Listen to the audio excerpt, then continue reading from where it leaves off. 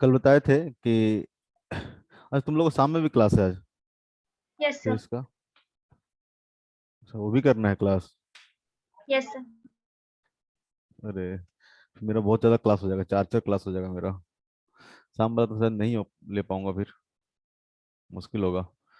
चार चार class screen पे लेना बहुत डिफिकल्ट काम है। तीन तक तो फिर भी हो जाता है। उसको किसी और दिन करेंगे फिर हम लोग, क्योंकि 12 बजे से लेकर 8 बजे तक तो नहीं देख सकता स्क्रीन पे मैं। चलो शुरू करते हैं। ये तो बताया था कल, तुम दोनों तो थे ही, कि वर्क कैलकुलेट करने के लिए क्या करते हैं हम लोग, integration of P D V करते हैं, V1 to V2 करते हैं। बताया था कब वर्क हम लोग पॉजिटिव लेंगे और कब वर्क हम लोग नेगेटिव लेंगे। ठीक है। जो एक्सपेंशन होगा यानी वॉल्यूम क्या होगा, बढ़ेगा तो वर्क डन क्या होगा, पॉजिटिव होगा। जो कंप्रेशन होगा यानी वॉल्यूम क्या होगा, घटेगा तो वर्क डन क्या लेंगे हम लोग, नेगेटिव लेंगे। ठीक है। उसके बाद हमने अलग अलग प्रोसेस में वर्क डन कैलकुलेट करना शुरू किया था। दो प्रोसेस में हम लोग कर चुके थे ऑलरेडी। कल एक लोग छोटा सा प्रोसेस में आइसोथर्मल प्रोसेस में भी कैलकुलेट किया था, लेकिन हम लोग यहीं से स्टार्ट करेंगे वापस से। आइसोथर्मल प्रोसेस आपको पता है, ऐसा प्रोसेस जहाँ पे टेम्परेचर क्या हो, कांस्टेंट हो। ठीक है। टेम्परेचर कांस्टेंट का मतलब टेम्परेचर अगर कांस्टेंट का मतलब क्या हो जाएगा, तो आपको पता है आइडियल गैस इक्वेशन क्या होता है, तो पीवी इक्वल टू एनआरटी होता है। अगर टेम्परेचर कांस्टेंट है, ठीक है, तो अगर आप एक सिस्टम लेते हो तो वहाँ पर नंबर ऑफ मोल्स तो क्या होता है, कांस्टेंट होता है।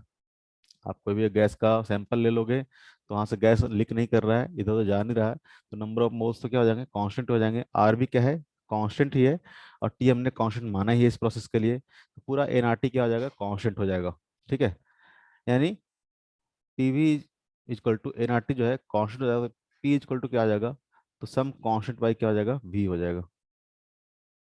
सब कांस्टेंट बाई वी हो जाएगा। उसको हमने कांस्टेंट को मान लिया है, के मान लिया था।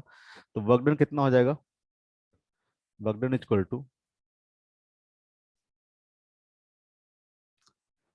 To integration of P D V V1 to V2। अब क्या करना पड़ेगा, इसको इंटीग्रेट करना है तो P का फंक्शन चाहिए हम लोग को V के टर्म्स में, और P का फंक्शन हम लोग V के टर्म्स में यहाँ पे निकाल चुके हैं। P इक्वल टू क्या आएगा, K बाई V आएगा। तो P इक्वल टू हम पुट कर दिए एनआरटी बाई V। ठीक है।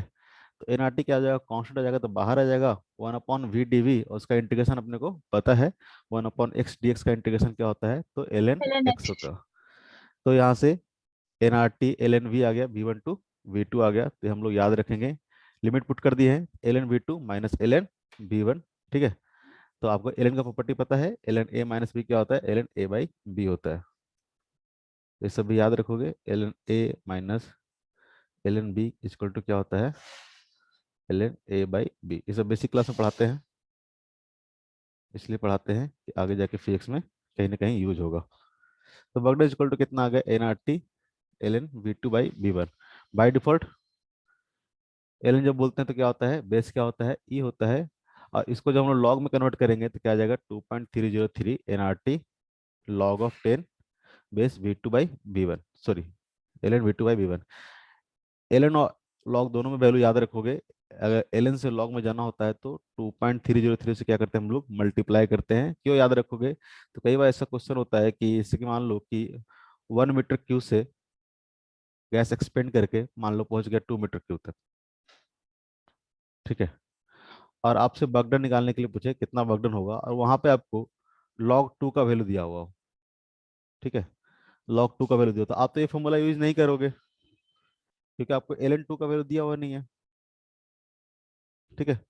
आपको log 2 का वैल्यू दिया हुआ है, तो आपको पता, अगर log 2 का वैल्यू दिया हुआ है तो ln में कैसे जाएंगे, या फिर ln से log में कैसे जाएंगे, ये चीज आपको पता होना चाहिए, नहीं तो क्वेश्चन छूट जाएगा।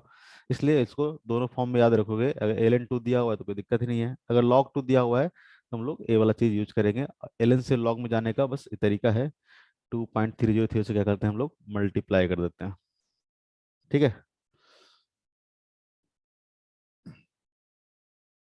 Yes sir. ये आ गया आपका work done in isothermal process. सारे प्रोसेस में वर्क डन आपको याद रखना है। नेक्स्ट आपको बता रहे थे हम कि एक और प्रोसेस पढ़ते हैं कि आइडियाबेटिक प्रोसेस, जहाँ पे हम बोलते हैं कि पी भी गामा इजकल टू कॉन्स्टेंट। जब आइडियाबेटिक प्रोसेस की बात करते हैं तो बोलते हैं पी भी गामा इजकल टू कॉन्स्टेंट। ऐसा प्रोसेस जहाँ पे पीपी गामा क्या हो, कांस्टेंट हो, तो इसको बोलते हैं हम लोग एडियाबेटिक प्रोसेस। ठीक है, हम इन जनरल ले रहे हैं पॉलीट्रॉपिक प्रोसेस, ऐसा प्रोसेस जहाँ पे PV raised to power M क्या हो, कांस्टेंट हो। ऐसा प्रोसेस जहाँ पे क्या हो, PV raised to power M क्या हो, कांस्टेंट हो। आगे ऐसा प्रोसेस हम लोग वापस पढ़ेंगे, क्या होता है पॉलीट्रॉप, ये आइडियाबेटिक क्या होता है, आइसोबारिक आइसोकारिक, सब सब हम लोग पढ़ते जाएंगे आगे भी। अब ऐसा प्रोसेस जहाँ पे हम लोग बस वर्क डन निकालने के लिए सीख रहे हैं। ठीक है, ऐसा बोल सकते थे कि अगर नाम नहीं देते, हम बोलते कि एक ऐसा फंक्शन है जहाँ पे पीवी गामा इक्वल टू क्या है, कांस्टेंट है। नाम नहीं बोलते कि हम पॉलीट्रॉपिक प्रोसेस है, कुछ प्रोसेस है। तो कैसे निकालेंगे वर्क डन कितना होगा? तो इस प्रोसेस का नाम है पॉलीट्रॉपिक प्रोसेस। ठीक है, आइडियाबेटिक केस में क्या हो जाएगा, तो M equal to gamma put करते हो तो क्या जाता है, आइडियाबेटिक प्रोसेस हो जाता है। ठीक है, तो अगर ऐसा आपको कोई प्रोसेस दिया हुआ है जहाँ पे PV raise to power M क्या है, कांस्टेंट है, तो यहाँ पे वर्क डन कितना होगा, जरा खुद से निकालो तो कितना होगा। तो बगडन इक्वल टू आपको पता है, एक ही चीज तो पता है, इंटीग्रेशन ऑफ क्या होता है, पी डीवी होता है फ्रॉम वी वन से लेके वी टू। आपको पी को क्या करना पुट करेगा, तो पी को as a function of V क्या करो, पुट कर दो। फंक्शन ऑफ वी कैसे पुट करेंगे, पी इक्वल टू, तो आपको पता है यहाँ से कि पी इक्वल टू क्या आ जाएगा, तो some constant K divide by V raise to power M. यहाँ से पी इक्वल टू पुट कर दो, some constant K divide by V raise to power M D V, V one to V two. फिर इसको integrate करो, कितना आ जाएगा, के कांस्टेंट है, के क्या आ जाएगा, बाहर आ जाएगा।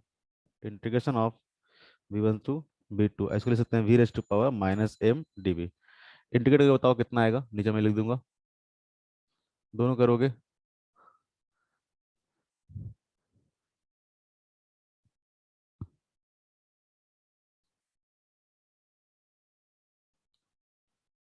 V to the कितना, power 1 minus m by 1 minus V raise to power 1 minus m by 1 plus m.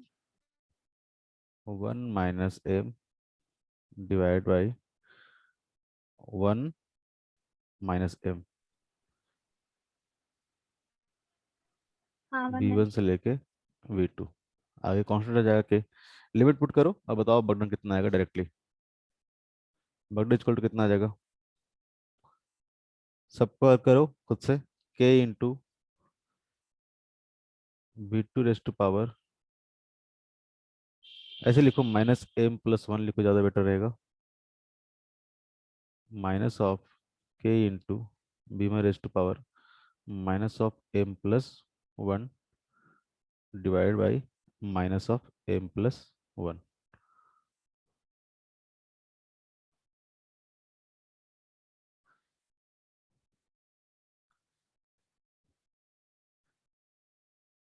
ये आ गया होगा। अब Yes. आपको क्या पता है कि पी इंटू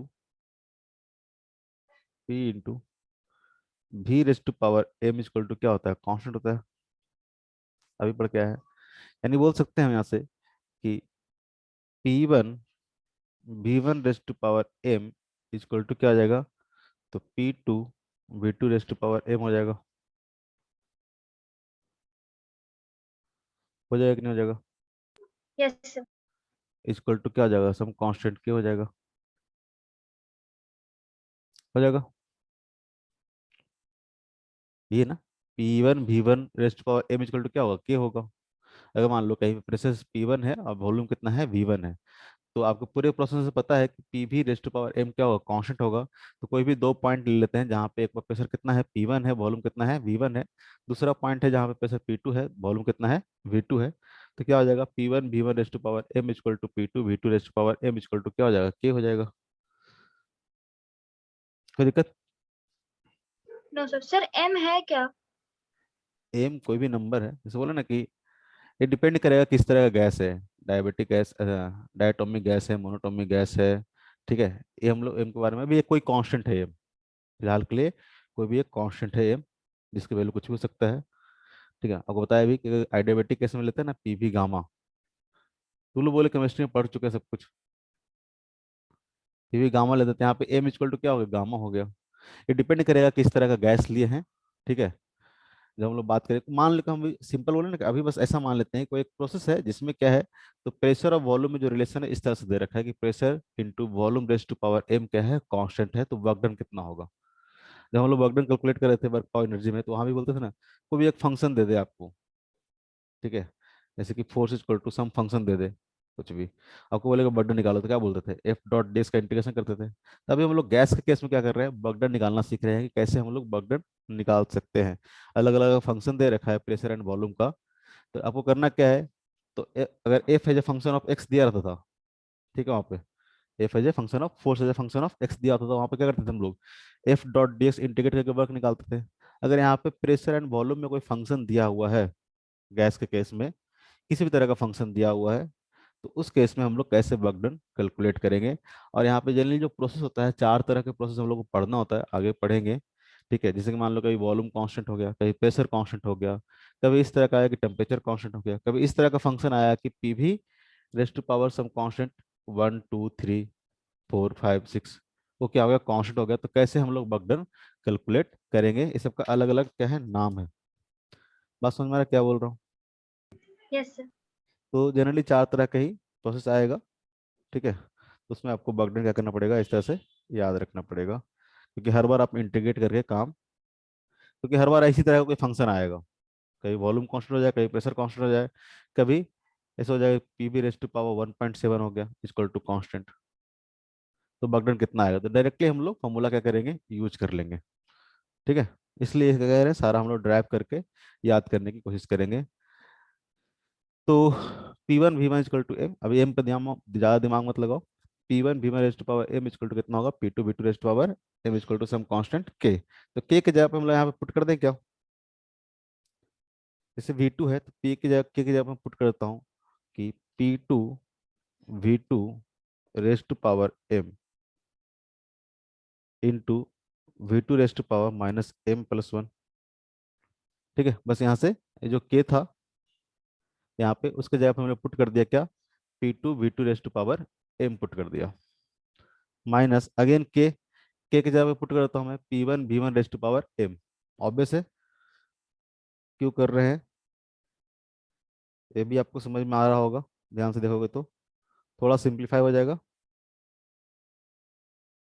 डिवाइड बाई क्या हो जाएगा, minus of M plus of one. तो यहाँ से बोल सकते हैं कि अगर इसको सिंप्लीफाई करोगे तो क्या आ जाएगा, V2 raise to power M into V2 raise to power minus M plus one, कितना हो जाएगा, एम एम क्या हो जाएगा, कैंसिल आउट हो जाएगा, तो क्या बचेगा, T2 into V2, P2 V2 P2 V2 minus same तरह P1 से V1 इधर करेगा तो क्या हो जाएगा, P1 V1 divide by 1 minus M, minus M.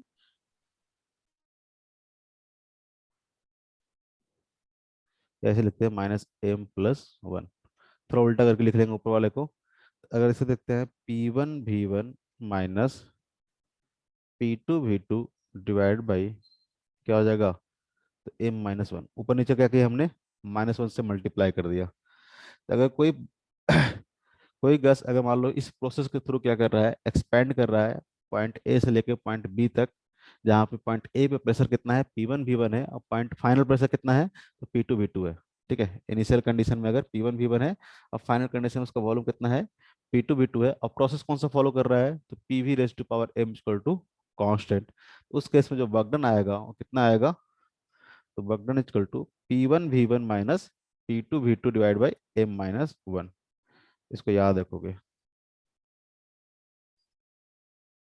इसी फॉर्म में याद रखेंगे। और एक और फॉर्म है इसका, उसको याद रखेंगे कि P1 V1 इक्वल टू, ठीक है, P1 V1 इक्वल टू क्या होगा, A0T1 होगा कि नहीं होगा, ये तो हर आइडियल गैस में होता है, कोई भी आइडियल गैस लेंगे तो कोई भी प्रोसेस के थ्रू जाए तो PV इक्वल टू A0T तो होगा ही होगा। जैसे बात समझ में आ रहा है, जैसे अगर यहाँ पे ए प्रोसेस फॉलो कर रहा है, इस प्रोसेस के साथ साथ ए वाला इक्वेशन तो होगा ना, PV equal to NRT, sir ideal gas Yes, है। आइडियल गैस तो क्या होता है, ये तो आइडियल गैस का क्वेश्चन होता है, ये तो डिपेंड नहीं करता ना प्रोसेस पे, कि अगर ऐसे yes, sir. थर्मल होगा तो तब भी ये प्रोसेस वैलिड होगा, आइसोबारिक होगा तब भी क्या होगा, इक्वेशन वैलिड होगा। आइसोकोरिक होगा या किसी और तरह का प्रोसेस होगा तब भी क्या होगा, इक्वेशन वैलिड होगा। क्योंकि ये क्या है, आइडियल गैस इक्वेशन है, इसको प्रोसेस से कोई मतलब नहीं है। पीवी इक्वल टू क्या होगा, एनआरटी तो हमेशा होगा। और आपने यहाँ पे बोला कि वर्क इक्वल टू कितना है, P1 V1 minus P2 V2 divide by M-1। ठीक है, तो यहाँ से बोल सकते हैं P1 V1 इक्वल टू कितना आ जाएगा, NRT1 तो एन आर में कॉमन ले लेता हूँ डायरेक्टली, एन आर, यहाँ से आ जाएगा T1, यहाँ पुट माइनस करोगे तो क्या आ जाएगा, क्या आ जाएगा NR T2। तो एन आर तो बाहर आप कॉमन ले रखे हैं हम लोग, तो यहाँ से आ जाएगा T2, NR T1 minus T2 divide by M-1। तो अगर टेम्परेचर दिया हुआ है तो आप इस तरह से निकाल सकते हो, किस केस में, जब आपको कंडीशन दिया हुआ PV raise to power M equal to क्या हो, कांस्टेंट हो। ठीक है, तो ये दोनों फॉर्म में क्या करोगे आप, याद रखोगे। ठीक है, अगर मान लो कि गामा होता आइडियाबेटिक के केस में तो क्या होता, P1 V1 minus P2 V2 divide by गामा-1 पढ़े होगे आप। आइडियाबेटिक के केस में जो वर्क डन होता है कितना होता है, P1 V1 minus P2 V2 divide by गामा-1, या फिर NR T1 minus T2 divide by गामा-1। ठीक है, तो ये चार तरह के प्रोसेस देखे हम लोग। इस चारों प्रोसेस को क्या करना है आपको, याद रखना है, वर्क डन। हर बार हम लोग इसे इंटीग्रेट इंटीग्रेट करके नहीं निकालेंगे, एक बार वापस से लिख लेते हैं, बताना जरा, इसको रिमेम्बर याद करना है एकदम। जैसे पहला पढ़े हम लोग आइसोकोरिक या आइसोबारिक, जो भी पढ़े होंगे, आइसोबारिक से पहले पढ़े थे। आइसोबारिक, आइसोबारिक के केस में क्या होगा, तो बर्डन इक्वल टू कितना होगा, प्रेशर कांस्टेंट, तो बर्डन कितना होगा बताओ। P into V2 minus V1 very good, P into V2 minus V1। Second, Shruti बताएगी, सेकंड, थर्ड और फोर्थ। आइसोकोरिक में कितना होगा श्रुति बताओ, 0 क्या होगा, 0 वेरी गुड। क्योंकि यहाँ पे कोई भी वॉल्यूम चेंज नहीं होगा, तो वॉल्यूम चेंज नहीं होगा तो बर्डन कितना हो जाएगा, जीरो हो जाएगा। ठीक है, आइसोथर्मल में नीवा बताएगी, नीवा बताओ आइसोथर्मल में कितना होगा, अभी निकाले थे हम लोग। NRTLN V2 by V1 NRTLN V2/V1, या फिर इसको बोलेंगे हम लोग 2.303 NRT V2 by log V1 V2/V1। Very good. और क्या बच गया, पॉलीट्रॉपिक बच गया। पॉलीट्रॉपिक तभी ऊपर लिख के आए हम लोग, बोलेगी जरा, मिली बोलेगी, यही याद कर लो सब कुछ। पॉलीट्रॉपिक के केस में बर्डन कितना होगा, P1 V1 minus P2 V2 by M minus P1 V1 minus P2 V2 divide by M-1। आज का लेक्चर देखा जाए तो आपको, या फिर NR T1 minus T2 by M-1, आज के लेक्चर में देखा जाए तो अगर आप इतना चीज अगर याद रखते हो तो क्वेश्चन में कहीं पे दिक्कत नहीं होगा। ठीक है, अब एक इम्पॉर्टेंट चीज है कि अगर मान लो कि पीवी का कोई भी कर्व दिया हुआ हो, ठीक है, जैसे आपको ग्राफ दिया हुआ हो पी वर्सेस वी का, पी वर्सेस वी का, कुछ भी ग्राफ दे दे रैंडम से, मान लो ऐसा कुछ ग्राफ दे दे। ठीक है, आपसे पूछे कि बताओ V1 से लेके V2 तक बगडन कितना होगा, बगडन कितना होगा, कुछ अब आपको बताओ बगडन कितना निकालोगे बगडन।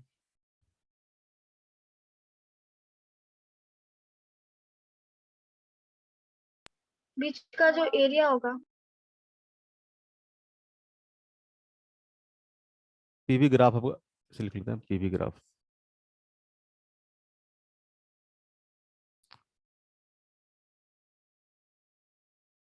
आपको पता है कि जो बगडन होता है, ठीक है, बगडन इक्वल टू क्या होता है, इंटीग्रेशन ऑफ पी डीवी होता है फ्रॉम V1 से लेके V2 तक।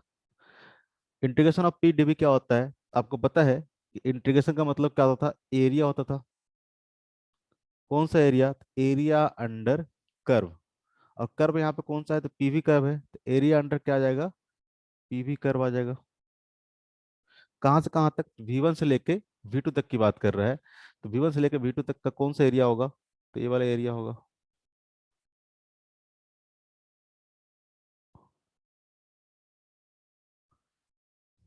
ये आपको क्या देगा? तो वर्क डन देगा। ये क्या देगा आपको? वर्क डन देगा। जब भी हम लोग वर्क कर रहे हैं तो work done by the gas की बात कर रहे हैं, work done by the gas देगा। ठीक है। एरिया अंडर पीवी कर्व, ये चीज हमेशा ध्यान रखोगे कि एरिया अंडर पीवी कर्व जो होता है वो क्या देता है? तो work done by the gas देता है। ठीक है। जहाँ पे भी क्या होगा? बी क्या होगा? तो एक्स एक्सिस के लॉन्ग, अगर मान लो कि ऐसा कर्व दे दे आपसे, चलो ये बताता हूँ। ऐसा कर्व दे दे, इधर भी दे दे, इधर पी दे दे। ठीक है। और ऐसा कुछ बना दे, कर्व बना दे।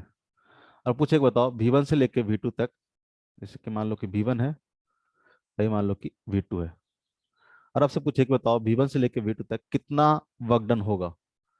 तो अगेन वर्क डन का मतलब क्या है? तो वर्क डन है एरिया अंडर पीवी कर्व, मतलब वॉल्यूम एक्सिस के अंडर जो होगा।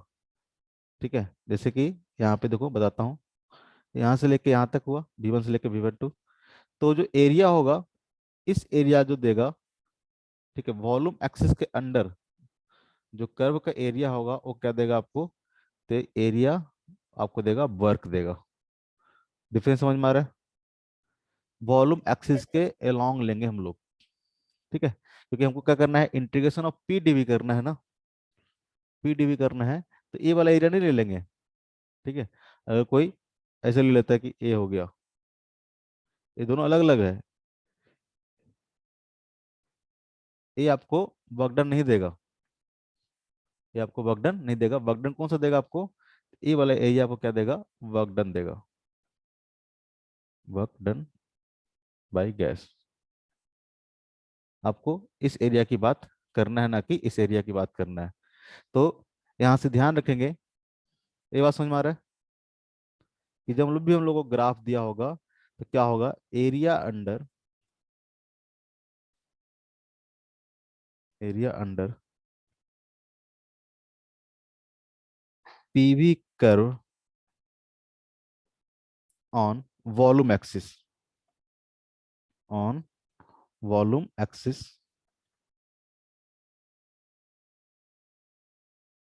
gives the work done by the gas, gives the work done by gas। ये बात क्लियर है? कभी कंफ्यूज तो नहीं रहोगे?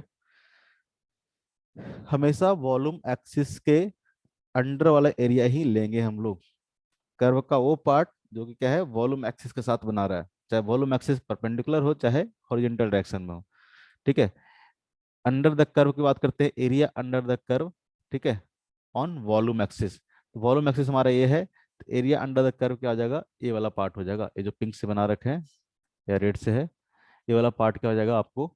Area under the curve on volume axis. तो ये चीज आपको क्या करना है? ध्यान रखना है। ठीक है। जब ये चीज क्या हो रहा है? एक्सपेंड हो रहा है, ये चीज क्या हो रहा होगा? एक्सपेंड हो रहा होगा, तो अगेन क्या हो जाएगा? बर्डन क्या हो जाएगा? पॉजिटिव हो जाएगा। बर्डन क्या हो जाएगा? पॉजिटिव हो जाएगा। ठीक है। अगर ये कंप्रेस होगा, ठीक है, अगर यहाँ से नीचे की ओर आएगा तो क्या हो जाएगा? एरिया क्या हो जाएगा? निगेटिव हो जाएगा। बात समझ में आ रहा है? Yes, sir.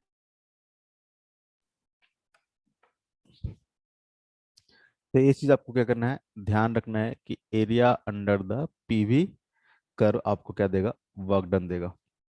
ठीक है। नेक्स्ट है अपना, जैसे कि मान लो कोई ऐसा दे रखा है आपको,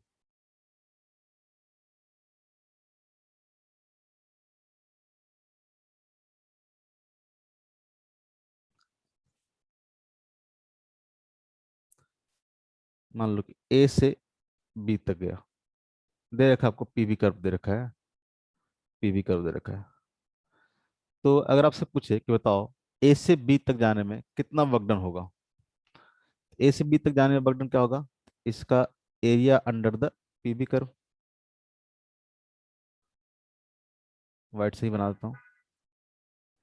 ये वाला पूरा एरिया क्या होगा? तो वर्क डन होगा V1 से लेके V2 तक। ये पूरा एरिया की बात कर रहे हैं, V1 से लेके V2 तक। होगा कि नहीं होगा? अगर बोलो, अगर इस तरह से दिया हुआ है कि ए से बी तक गया, ठीक है, इस प्रोसेस के थ्रू, जो भी प्रोसेस होगा ए से बी तक गया, और बी से क्या हुआ है, ए तक आ गया है, इस प्रोसेस के थ्रू, इस कर्व को फॉलो करते हुए, इस कर्व को फॉलो करते हुए क्या हो गया है, ए से बी, सॉरी, बी से क्या हुआ, वापस ए पे आ गया है। अब पूछे कि इस तरह का जो प्रोसेस हुआ, जहाँ पे ए से शुरू किया था, ठीक है, गैस, और ये मतलब स्टेट हो गया, इनिशियल स्टेट हो गया, ठीक है, इनिशियल स्टेट था, वहां से शुरू किया गैस, कोई प्रोसेस फॉलो किया, बी तक गया, अब वापस क्या आ गया है, ए पे आ गया है, ठीक है।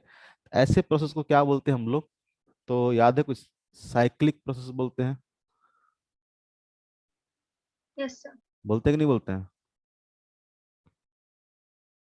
केमिस्ट्री भी नहीं पढ़ो सही से? क्या बोलते हैं? Cyclic process. निभा, Yes, sir. कैसा प्रोसेस बोलते हैं इसको? साइक्लिक प्रोसेस बोलते हैं ना? Yes, sir. ये कैसा प्रोसेस है? साइक्लिक प्रोसेस है। क्या होगा साइक्लिक प्रोसेस में? Initial and final state of the system क्या होगा? सेम होगा, ठीक है। यानी जहां से गैस शुरू किया था, ठीक है, वो गैस क्या होगा, जहां शुरू किया था वापस क्या आ गया है, उसी पॉइंट पे आ गया है।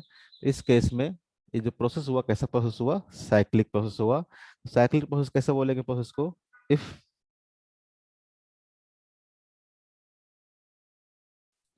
Initial end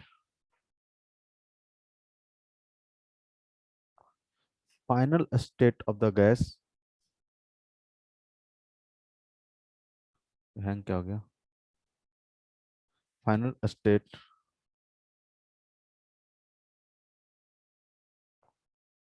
of a system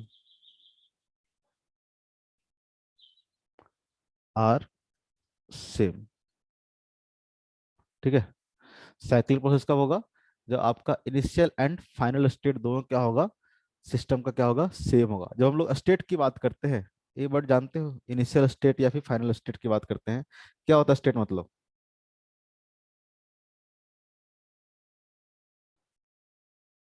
बताओ, मिली बताएगी। जिस फिजिकल कंडीशन में गैस है, पढ़े होगे आप लोग। आ, क्या बता रही हो? फिजिकल स्टेट में? जिस फिजिकल कंडीशंस में गैस इनिशियली है। अच्छा, और कोई बताएगा? निभा बताओ जरा, क्या समझते हो स्टेट्स के बारे में? हम बोले इनिशियल स्टेट और फाइनल स्टेट, मतलब क्या समझी?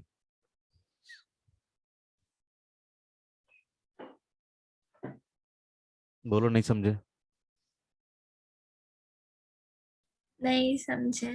श्रुति, केमिस्ट्री में बताओ, यूज किए थे कि नहीं किए थे? कई बार यूज किए होंगे स्टेट। ये इनिशियल स्टेट है, फाइनल स्टेट है। क्या समझते हो? जो समझते हो बताओ, क्या समझती हो? एक तो बताइए कुछ। Starting point. स्टार्टिंग पॉइंट और फाइनल पॉइंट। तो सर कैसे कोई, मतलब उस स्टेट में उसका प्रेशर, वॉल्यूम, टेम्परेचर कैसा है? जैसे कि आप मान लो कि, एग्जांपल के तौर पर समझाता हूँ, स्टेट्स का मतलब क्या होता है। जैसे कि मान लो कि एक पिस्टन है, इसके अंदर गैस है, ठीक है, इसके अंदर गैस है। अभी पिस्टन क्या है, ऐसा है। यहाँ पे मान लेते हैं कि प्रेशर कितना है, P1 है, वॉल्यूम कितना है, V है, V1, और टेम्परेचर मान लेते हैं कि T1 है, ठीक है। नंबर ऑफ मोल्स मान लेते हैं कि N है। इतना ही चीज होता है। Number of moles PV equal to nRT, R तो कांस्टेंट होता है, तो PV इक्वल टू चार तरह का देखो तो वेरिएबल होता है। अगर मान लो कि गैस ऐसा है, आपने क्या किया, यहाँ से कुछ हीट सप्लाई कर दिया। हीट क्या किया आपने? सप्लाई कर दिया। हीट सप्लाई कर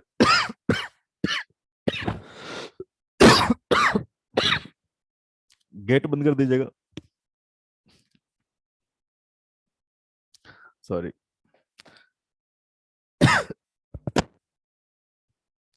equal to P equal to NRT। कुछ कुछ डिमेरिट भी है घर से क्लास लेने का, नहीं है।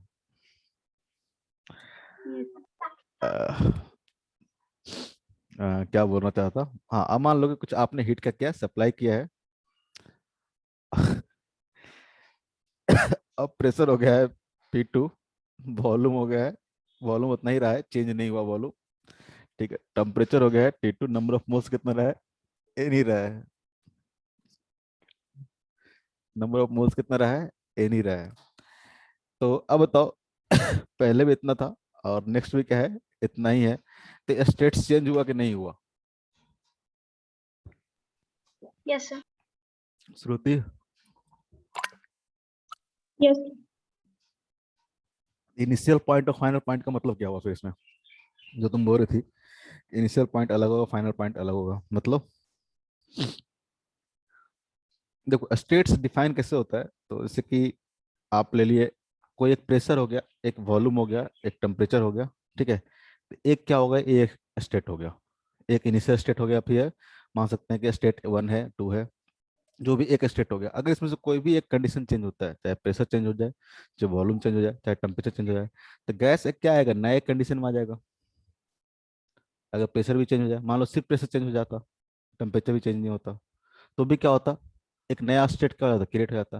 यानी गैस क्या है, एक नए कंडीशन में है आपके पास, ठीक है, जो कि पुराने कंडीशन से क्या है, अलग है, इसका प्रेशर क्या हो गया है, चेंज हो गया है। कोई भी एक क्वांटिटी चेंज हो जाए, प्रेशर चेंज हो जाए, वॉल्यूम चेंज हो जाए, एक हो जाए, दो हो जाए, तीन हो जाए, सारे चेंज हो जाए, तब भी बोलेंगे कि एक स्टेट से क्या किया है, दूसरे स्टेट्स में गया है, ठीक है।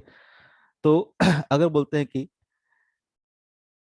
ए यहाँ से मूव करते करते बी तक गया, इस ग्राफ में ए से मूव करते करते बी तक गया, तो बी पे जाने के बाद क्या हो गया है, इसका प्रेशर भी चेंज हो गया है, इसका वॉल्यूम भी क्या हो गया है, चेंज हो गया होगा, टेम्परेचर में भी चेंज हुआ होगा, नहीं हुआ हमको नहीं पता, हो भी सकता है ना भी हो सकता है, वो तुमको देखना पड़ेगा।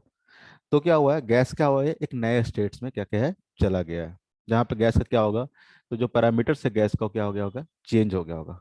वापस गैस क्या हुआ है, कोई प्रोसेस के थ्रू क्या है, वापस ए पे आया है। तो जब ए पे आया है, इसका मतलब सेम इनिशियल स्टेट में आया है, मतलब इनिशियल स्टेट में अगर उसका प्रेशर P था, वॉल्यूम अगर V1 था, अगर उसका टेम्परेचर T1 था, तो वापस से गैस घूम के क्या आया है, वॉल्यूम V हो गया है, सॉरी वॉल्यूम V1 हो गया है, प्रेशर अगर P1 है तो P1 मान लेते हैं, प्रेशर क्या हो गया है, P1 हो गया है, और जो भी टेम्परेचर यहाँ पे होगा, ठीक है, जो भी टेम्परेचर होगा, अगर मान लो कि यहाँ पे T1 टेम्परेचर है, यहाँ पे T2 टेम्परेचर है, अगेन गैस क्या हुआ गया है, इस कंडीशन में आ गया जहाँ पे प्रेशर क्या हो गया है P1, वॉल्यूम हो गया V1 और टेम्परेचर क्या हो गया है T1, तब हम लोग क्या बोलेंगे, गैस क्या आ गया, वापस से इनिशियल स्टेट में आ गया है, जिस स्टेट से क्या किया था, गैस क्या किया गया था, शुरू किया गया था। तो स्टेट का मतलब मोटा मोटी समझ में आ रहा है। ऐसा नहीं कि पिस्टन यहाँ से मूव करके ऊपर जाएगा एक कंडीशन से, अगर यहाँ पे गया तो दूसरा स्टेट आएगा, ऐसा नहीं है। स्टेट अपने आप में क्या है, तो डिपेंड करेगा क्या, Fahrenheit. ठीक है, इसका जो थर्मोडायनेमिक प्रॉपर्टीज है उस पर डिपेंड करेगा, प्रेशर वॉल्यूम टेम्परेचर कोई भी अगर चेंज होता है तो ये चीज क्या होगा, चेंज होगा। तो जब भी स्टेट की बात करें तो स्टेट डिफाइन होगा प्रेशर वॉल्यूम टेम्परेचर ये सब से। अगर कोई भी चीज चेंज होता है तो एक नया स्टेट आएगा, अगर सब कुछ सेम है जैसे पहले था, वापस भी क्या है वैसा ही है, मतलब गैस वापस घूम फिर के कहा गया है, उसी स्टेट पे आ गया है। ठीक है, जैसे कि यहाँ पे कोई एक ले लेते हैं कि मान लो गैस यहाँ पे पहुंच गया, तो एक नया स्टेट होगा, आप यहाँ चले जाओ तो यहाँ पे क्या होगा, एक नया स्टेट होगा, क्योंकि यहाँ पे प्रेशर अलग हो जाएगा, वॉल्यूम अलग हो जाएगा, यहाँ प्रेशर क्या हो जाएगा, अलग हो जाएगा, वॉल्यूम क्या हो जाएगा, अलग हो जाएगा। तो यहाँ पे जितने भी पॉइंट्स लेंगे सब क्या होगा, एक अलग अलग स्टेट होगा, क्योंकि स्टेट डिफाइन होगा प्रेशर वॉल्यूम टेम्परेचर ये सब से। तो समझ में आ रहा निभा, स्टेट्स किसको बोलेंगे, Yes, sir. भूलोगे नहीं ना अब? No, sir. ठीक है, तो जब हम initial state and final state की बात करते हैं, दोनों अगर सेम है, इसका मतलब गैस का क्या होगा, सारा प्रॉपर्टी क्या होगा, सेम ही हो जाएगा। ठीक है, तो अगर साइक्लिक प्रोसेस है और साइक्लिक प्रोसेस में आपको निकालना है कि वर्क डन कितना होगा, ठीक है, तो work done in cyclic process कैसे निकालेंगे, तो अगर हम लोग बोलते हैं कि work done in cyclic process, ठीक है, सर तो बस उन दोनों कर्व के बीच का एरिया आएगा। हम्म, अगर साइक्लिक प्रोसेस की बात करेंगे तो क्या हो जाएगा, तो हम लोग बोल सकते हैं work done from A to B plus work done by the gas from B to A से बी जाने में कितना वर्क हुआ है, ए से बी जाने में कितना वर्क हुआ है, करो थोड़ा गंदा बन गया, ए से बी जाने में कितना वर्क हुआ है वो निकाल लें, और बी से ए आने में कितना वर्क हुआ है, बी से ए आने में कितना वर्क हुआ है। तो अगर दोनों वर्क को ऐड कर देंगे तो क्या हो जाएगा, साइक्लिक प्रोसेस में वर्क डन निकल जाएगा। आपको दो प्रोसेस हुआ है, ठीक है, एक प्रोसेस में क्या गया है पार्टिकल, ए से बी गया है, दूसरे प्रोसेस में क्या हुआ है, तो गैस क्या हुआ है, बी से ए पे आया है। दोनों प्रोसेस में जितना भी वर्क डन हुआ, दोनों वर्क डन को अगर ऐड कर दोगे तो क्या हो जाएगा, नेट वर्क डन निकल जाएगा। स्केलर क्वांटिटी होता है ना वर्क डन, ऐसा नहीं है कि work done by the gas vector quantity हो जाएगा। वर्क डन ही क्या होता है, स्केलर क्वांटिटी होता है। तो कहीं भी वर्क डन होगा तो क्या होगा, स्केलर क्वांटिटी होगा। अलग जगह पे अलग अलग हो जाएगा क्या वर्क डन, नहीं ना। तो ए से बी तक अगर वर्क डन की बात करेंगे, तो ए से बी तक वर्क डन की बात करें तो कौन सा एरिया आएगा, तो जिसको हमने व्हाइट कलर से पेंट किया है, ठीक है, ऐसा कर लेते हैं, ए से बी वाले को, ए से बी वाला को ब्लू कलर से कर लेते हैं। समझना जरा ध्यान से, ए से बी तक की बात करेंगे, ए से बी तक का एरिया कौन सा होगा, तो ए पूरा एरिया होगा,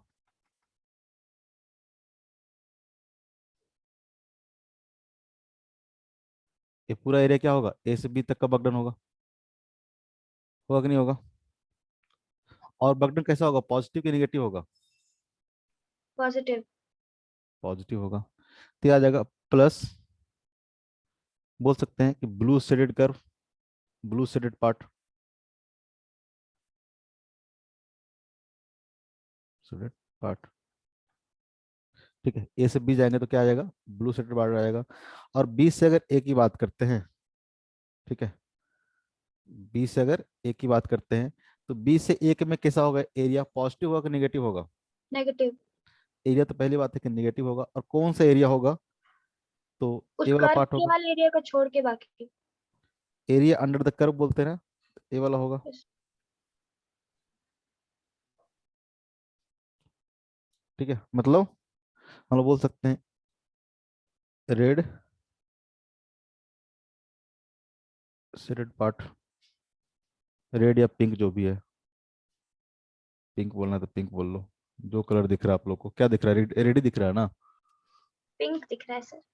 अच्छा ठीक है, पिंक ले लेते, पिंक शेडेड पार्ट, ठीक है। तो अगर अगर नेट एरिया की बात करते हैं हम लोग, तो कितना हो जाएगा, आपको पता है कि ये जो एरिया बचेगा वो कौन सा बचेगा, तो बस और बस ए वाला एरिया बचेगा। दोनों एरिया को ऐड करोगे तो कौन सा एरिया बचेगा, ए वाला बचेगा, ठीक है। ये आपको पता है कि नेगेटिव क्यों होगा, और ये आपको पता है पॉजिटिव क्यों होगा, ठीक है। तो अगर नेट एरिया की बात करेंगे तो नेट एरिया क्या हो जाएगा, ठीक है, तो एरिया ऑफ द साइकिल हो जाएगा, एरिया ऑफ साइकिल हो जाएगा, एरिया ऑफ साइकिल हो जाएगा। उसे नीट एंड क्लीन बनाते हैं ग्राफ, अगर समझ गए होगे तो। किसी भी तरह का अगर आपको साइक्लिक प्रोसेस दिया हुआ है, ठीक है, पी वर्सेस बी, किसी भी तरह का दिया हुआ है, ऐसे अगर ए से शुरू हुआ है और वापस क्या है, घूम फिर के ए पे आ गया है, ठीक है, तो तो इसका जो एरिया होगा, इस साइकिल का जो एरिया होगा, वो क्या देगा आपको, वर्क डन देगा, वो क्या देगा आपको, वर्क डन देगा। अब इसमें बताओ कि अगर इस तरह का एरिया है तो ए वर्क पॉजिटिव होगा कि नेगेटिव होगा, तो ब्लू सेट क्या था, ज्यादा था, तो पॉजिटिव होगा। ब्लू सेट क्या था, ज्यादा था, और ये क्या है, positive blue set minus of pink set. तो ब्लू सेट आपको पता है ज्यादा है, ब्लू सेट पूरा यहाँ से था, ठीक है, तो ब्लू सेट क्या है, पूरा यहाँ से लेके यहाँ तक था, तो ब्लू सेट क्या है, ज्यादा है, और पिंक सेट क्या है, कम है। तो ओवरऑल जो एरिया होगा कैसा होगा, ये कैसा Positive. होगा? पॉजिटिव होगा। ठीक है, तो जब अगर मान लो तो यहाँ भी जो एरिया होगा क्या होगा? पॉजिटिव होगा। Area of cycle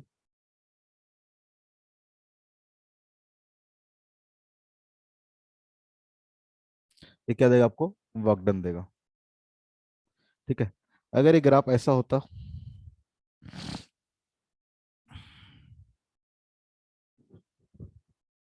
B versus B, ऐसा ही ग्राफ मान लेते हैं।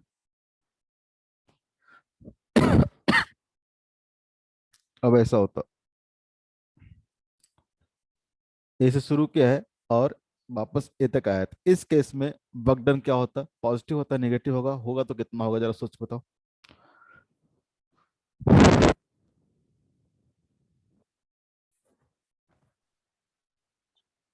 Sir, negative होगा. तुम बताओ निभा, नेगेटिव कहाँ से आ जाएगा वर्क डन? तुम बताओ जरा निभा, कितना होगा वर्क डन? पॉजिटिव का नेगेटिव? सारा चीज पता है आप लोग को? Negative. पॉजिटिव ना नेगेटिव? Negative. इतना पढ़ा है फिर भी तुम लोग को नहीं पता चलता है। श्रुति, पॉजिटिव होगा नेगेटिव होगा?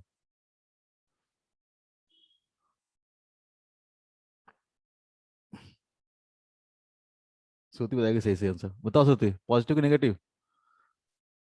पता नहीं. पता नहीं? कहाँ से पता करेगी फिर? कैसे नहीं पता? सब कुछ बता दिए है। अरे आप कोई पॉइंट मार्क कर लो, आप मान लो कि पॉइंट क्या है? बी है, तो वर्कडन मतलब क्या हो जाएगा? ए से बी और बी से वापस ए, तो ए से बी जाएगा तो कौन सा वर्कडन होगा? ये वाला वर्कडन होगा ना। ए से बी तक देखो जरा, area under PV curve along on Y axis, sorry on V axis, जो भी है एरिया, ये वाला एरिया होगा। थोड़ा अच्छा बनाते हैं।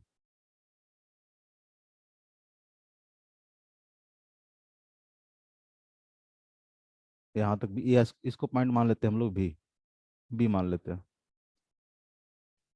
ये वाला एरिया होगा ना, क्योंकि यहाँ तक एक्सपेंड कर रहा है, वापस से कंप्रेस कर रहा है, तो हमारा अलग प्रोसेस मान लेते हैं। यहाँ तक बी पॉइंट तक क्या कर रहा है? एक्सपेंड कर रहा है, तो ये कौन सा एरिया होगा? ये वाला एरिया होगा। होगा। अब ये एरिया क्या होगा? पॉजिटिव कि नेगेटिव? Positive. तो प्लस डब्ल्यू ए बी लिख सकते हैं, क्योंकि एरिया क्या कर रहा था? पॉजिटिव क्यों? क्योंकि वॉल्यूम क्या कर रहा था? एक्सपैंड कर रहा था। अब क्या करेगा? तो बी से ए में क्या हो रहा है? वॉल्यूम क्या कर रहा है? कंप्रेस करना शुरू किया है, तो ए वाला एरिया कौन सा होगा? बी टू ए होगा। बाकी लोग तो सही बताए थे। श्रुति तुम देखो, ए वाला एरिया होगा कि नहीं होगा? होगा, जो ब्लू वाला है। एरिया नेगेटिव होगा पॉजिटिव होगा? तो नेगेटिव होगा ना, बी टू ए। एरिया क्या होगा? नेगेटिव होगा। तो ओवरऑल एरिया की बात करेंगे तो क्या आ जाएगा? This area plus this area, क्या आ जाएगा ओवरऑल? पॉजिटिव कि नेगेटिव? ब्लू वाला अगर मान लो कि -10 जूल है और व्हाइट वाला मान लो कि +2 जूल है, तो दोनों को ऐड करोगे तो -8 जूल आएगा ना, निगेटिव आएगा ना। नहीं समझ में आया? Again, sir. तो ध्यान रखोगे, जब भी हम लोग कंप्रेशन की बात करते हैं, वॉल्यूम क्या होता है? डिक्रीज होता है, तो क्या होता है? वर्क डन नेगेटिव होता है। ठीक है, तो साइक्लिक प्रोसेस में इस चीज को ध्यान रखोगे।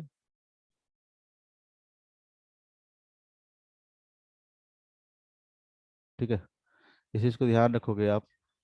क्या ध्यान रखोगे? कि जो वर्क डन होगा वो तो क्या होगा? हमेशा वर्क डन क्या होगा? तो एरिया ऑफ द साइकिल होगा। ठीक है, दोनों एरिया को ऐड करोगे, ओवरऑल जो बचेगा क्या बचेगा? एरिया ऑफ द साइकिल ही बचेगा। और अगर प्रोसेस कैसा है? क्लॉकवाइज है। प्रोसेस कैसा है? क्लॉकवाइज। सेकंड वाला डायग्राम में इधर की ओर, अगर यहाँ पे बात करते हैं, अगर प्रोसेस क्या है? क्लॉकवाइज है, तो एरिया क्या आ जाएगा साइकिल का? Positive. पॉजिटिव। अगर एंटी क्लॉकवाइज है तो एरिया क्या आ जाएगा? निगेटिव आ जाएगा। ठीक है, इस केस में एरिया क्या होगा? इस केस में एरिया आपका नेगेटिव आएगा इस वाले में। अगेन बकडन क्या होगा, तो एरिया ऑफ द साइकिल होगा, क्या होगा, बकडन होगा। लेकिन यहाँ पे बकडन क्या आएगा, तो प्रोसेस कैसा है, तो साइकिल कैसा है, एंटी क्लॉकवाइज है, ठीक है, यह है एंटी क्लॉकवाइज। तो एंटी क्लॉकवाइज डायरेक्शन में जो वर्क होगा क्या होगा, निगेटिव वर्क होगा, ठीक है। और इस केसेस में क्या होगा, तो क्लॉकवाइज डायरेक्शन में क्या होगा, पॉजिटिव वर्क लिखेंगे। क्यों होगा वो निगेटिव, क्यों होगा पॉजिटिव, बात समझ में आया, Yes, sir. ठीक है। तो इसको हम लोग ध्यान में रखेंगे कि अगर प्रोसेस कैसा हो, साइक्लिक हो,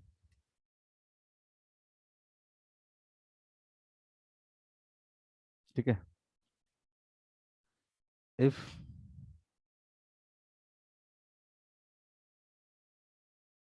process is cyclic, then area of cycle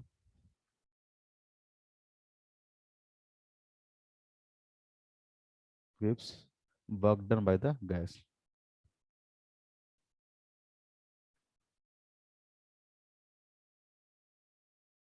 by the gas, ठीक है।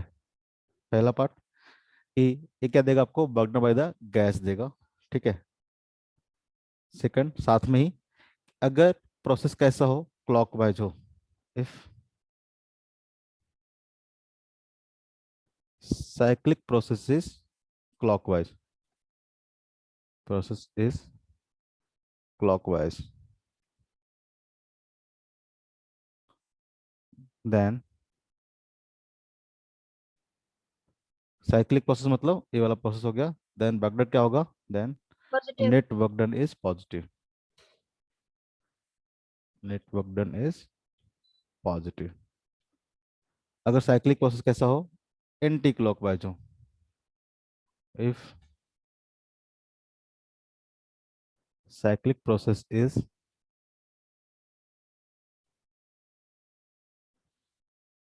anti-clockwise,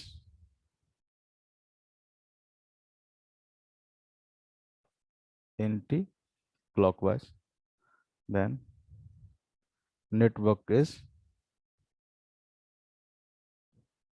जब भी बोलते हैं नेटवर्क डन तो हमेशा रखना बाई गैस की बात कर रहे हैं हम लोग, network done by gas is negative, ठीक है।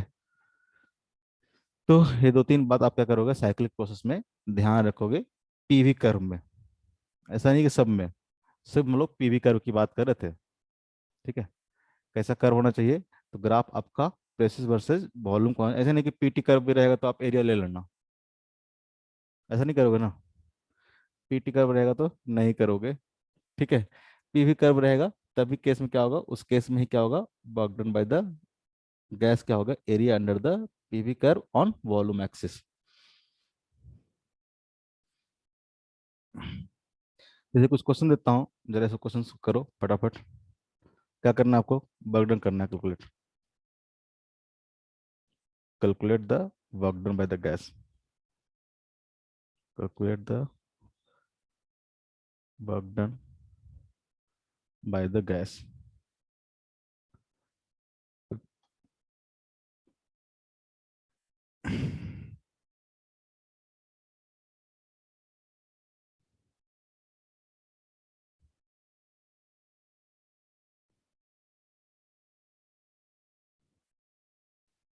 मान लेते हैं कि पी नॉट है, मान लेते हैं कि टू पी नॉट है, फिर मान लेते हैं कि वी नॉट है, फटाफट करते जाओगे। मान लेते हैं कि थ्री वी नॉट है, कुछ भी मान लेते हैं। डायग्राम बनाते जा रहा हूँ, आपको क्या करना है, वर्क डन कैलकुलेट करना है।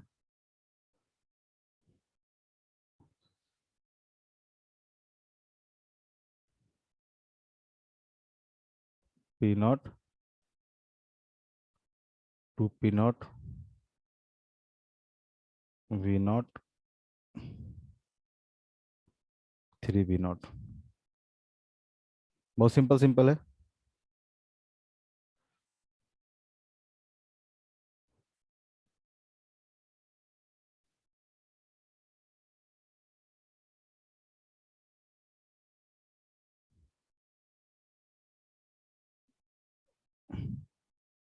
पी नॉट,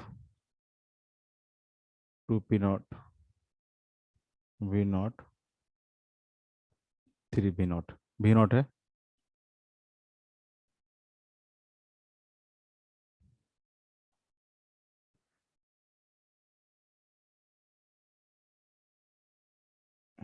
डायरेक्शन का ध्यान रखना हमेशा। पी बी, ये आपका आ गया P naught, two P naught, V naught, three V naught. कितना होगा सारे में बताओ फटाफट।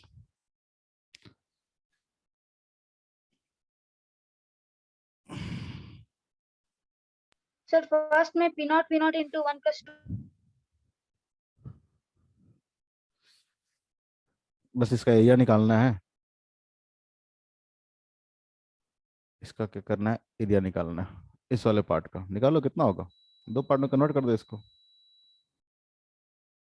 ट्रायंगल का एरिया प्लस रेक्टेंगल का एरिया, या फिर डायरेक्टली भी निकाल सकते हो। क्या बोलते हैं इस तरह के शेप को, जहाँ पे दो साइड क्या होता है, पैरेलल होता है। नाम सुनो, Trapezium. ट्रेपेजियम। क्या होता है इसका एरिया, ट्रेपेजियम भी बन रहा है ना एक तरह से देखा जाए तो। ये दोनों साइड क्या है, पैरेलल है। और इस साइड एक ऐसा है, एक साइड ऐसा है, तो इसका एरिया कितना होगा। एरिया ऑफ ट्रेपेजियम कितना होता है जी। Half into base into height. बस ऐसा ही होता है।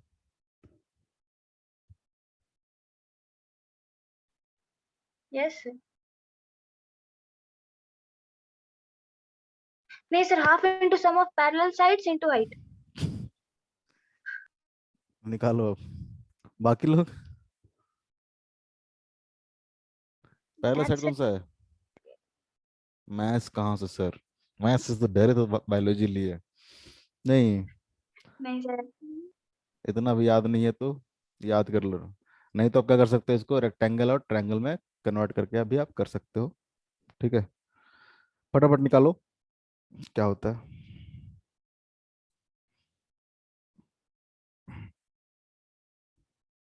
कुछ खास करना नहीं है। देखो इस ट्रायंगल का एरिया कितना हो जाएगा, क्या आ जाएगा आपका। पहले बताओ कि एरिया पॉजिटिव होगा कि नेगेटिव होगा।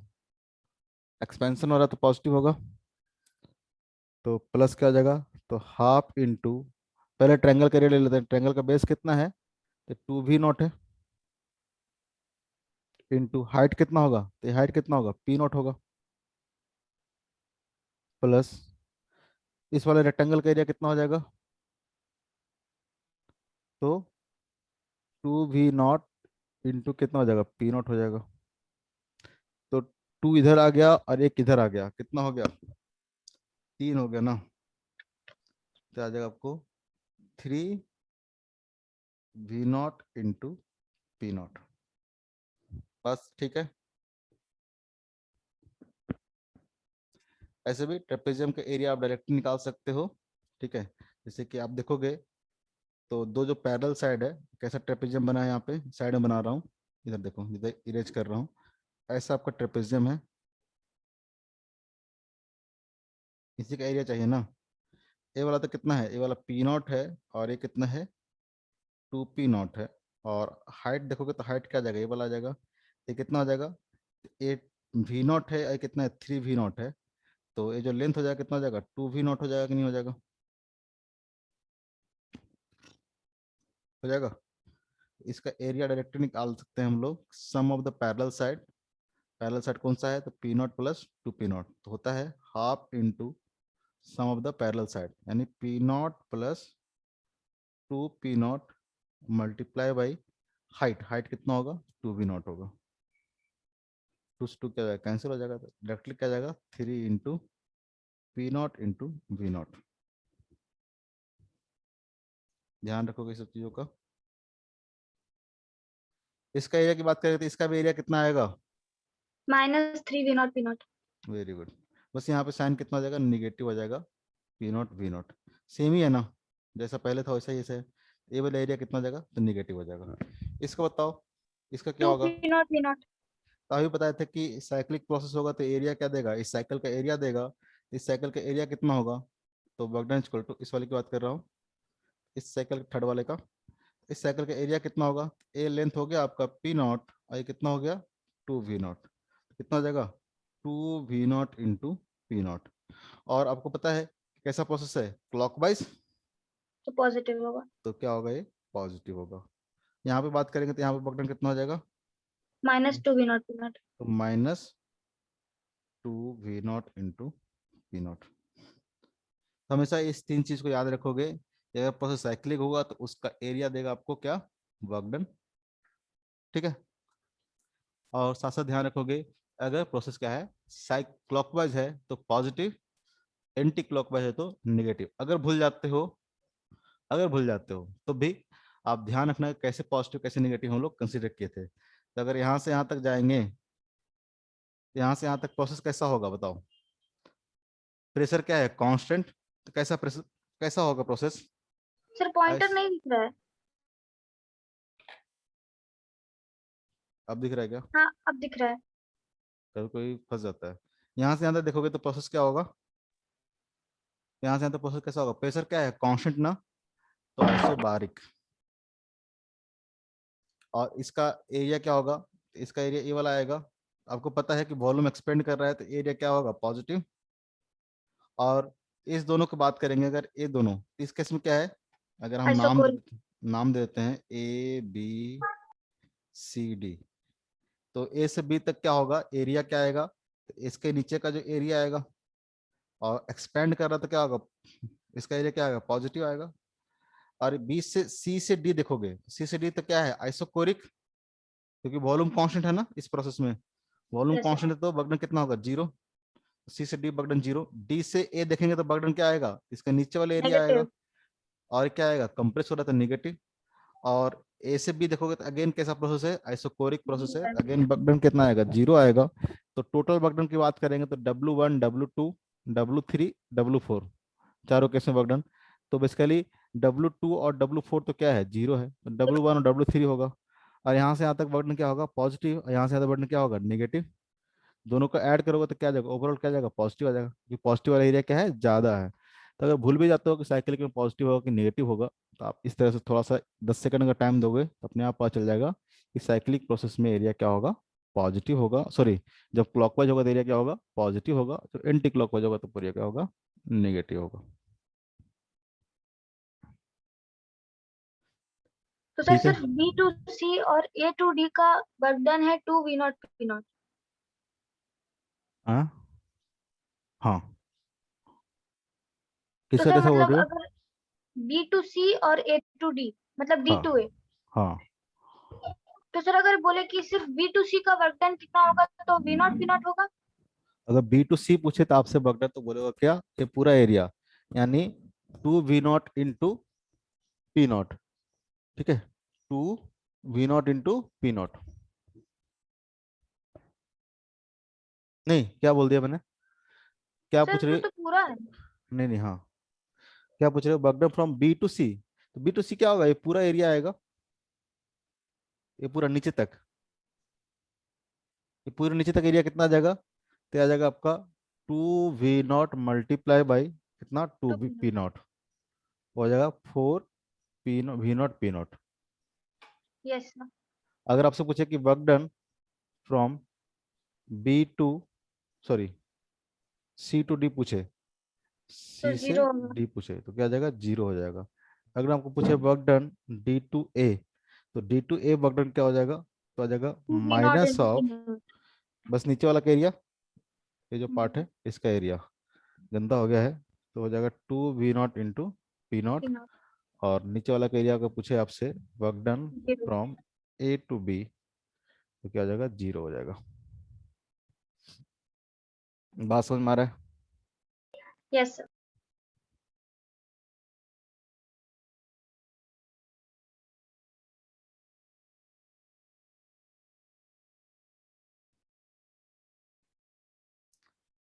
थे आपका बर्न बाय द गैसेस था। ठीक है, यहाँ तक कोई दिक्कत नहीं होगा। नेक्स्ट है आपका इंटरनल एनर्जी। सर क्वेश्चन किस टाइप का आएगा?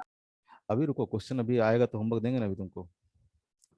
अभी तो वर्क डन निकालना सीख रहे हैं, अभी हम लोग बेस तैयार कर रहे हैं। ठीक है, फिर इंटरनल एनर्जी सीखेंगे हम लोग, तब जाके हम लोग फर्स्ट लॉ ऑफ थर्मोडायनेमिक्स पढ़ेंगे, फिर वहां से हम लोग क्वेश्चंस करना शुरू करेंगे। ठीक है, क्वेश्चन आपको ऐसा भी आ सकता है, बहुत सारे क्वेश्चन ऐसे भी आ सकते हैं। आपको पीवी कर्व दे रखा है, आपसे पूछे कि बताओ एरिया वर्क डन कितना होगा, ऐसा भी क्वेश्चन पूछ सकता है मेडिकल में।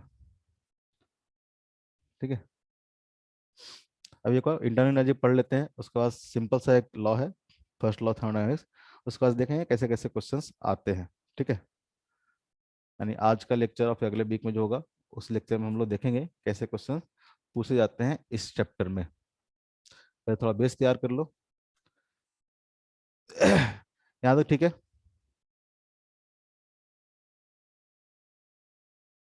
नीबा, श्रुति, Yes, sir. पक्का समझ में आ रहा है? Yes, sir. ओके, तो हमारा वर्क डन क्या हो गया, कंप्लीट हो गया बाय द गैसेस। किसी भी प्रोसेस में आपको वर्क डन निकालना होगा तो आप क्या करोगे, निकाल लोगे। नेक्स्ट है हमारा इंटरनल एनर्जी।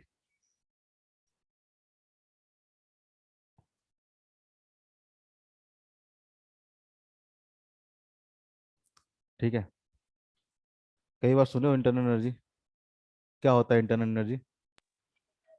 सिस्टम के अंदर से जो एनर्जी रिलीज रिलीज होता है,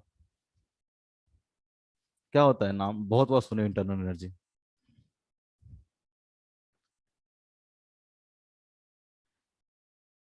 बताओ कोई, बस मतलब बताओ, कोई ऐसा नहीं कि हमको कोई डेफिनेशन रटा रटा है, कोई डेफिनेशन बता दो, बस क्या समझते हो तुम इंटरनल एनर्जी से?